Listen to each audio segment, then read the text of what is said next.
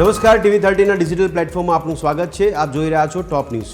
બિહાર ચૂંટણી દરમિયાન સુપ્રીમ કોર્ટે ચુકાદો આપ્યો, જો દોષિત જાહેર ન થાય તો ઉમેદવારી રદ કરવામાં આવશે। કોર્ટે કહ્યું, આ મતદારના અધિકારમાં દખલ કરે છે।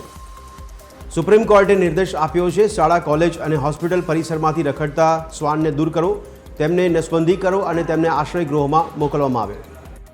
કેસારી લાલના બંગલા પર બુલડોઝર ચાલી શકે છે, મ્યુનિસિપલ કોર્પોરેશને નોટિસ આપી છે। કેસારી લાલ અને તેમનો પરિવાર હાલ ચૂંટણી પ્રચારમાં વ્યસ્ત છે।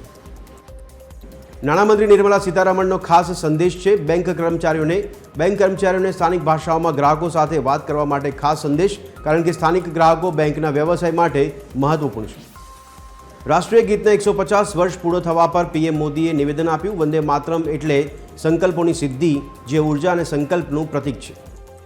તો પાક નુકસાન સહાય મુદ્દે રાજ્ય સરકાર એક્શનમાં, મુખ્યમંત્રીની કૃષિ મંત્રી સાથે બેઠક, પાક નુકસાનના સર્વે અને ટેકાના ભાવે જણસીની ખરીદી અંગે ચર્ચા। વિપુલ ચૌધરી નહીં લડી શકે દૂધસાગર ડેરીની ચૂંટણી, સાગરદાણ કેસમાં 7 વર્ષની કેદની સજા પર સ્ટે માટે મહેસાણા સેશન્સ કોર્ટમાં કરેલી અરજી કોર્ટે ફગાવી। તો સાસણગીરમાં સિંહ સદનની નકલી સરકારી વેબસાઇટ બનાવી છેતરપિંડી કરાઈ, ઓનલાઈન ગેસ્ટ હાઉસના રૂમ બુકિંગના નામે પ્રવાસીઓના લાખો રૂપિયા ખંખેર્યા, જૂનાગઢ વન વિભાગના કર્મચારી પણ શિકાર। સુરતની 5 સ્ટાર હોટલમાં ગ્રાહકને વેજને બદલે નોનવેજ પીરસતા વિવાદ થયો, ગ્રાહકે બિલ સાથે નોનવેજ ડિશનો વિડીયો વાયરલ કર્યો।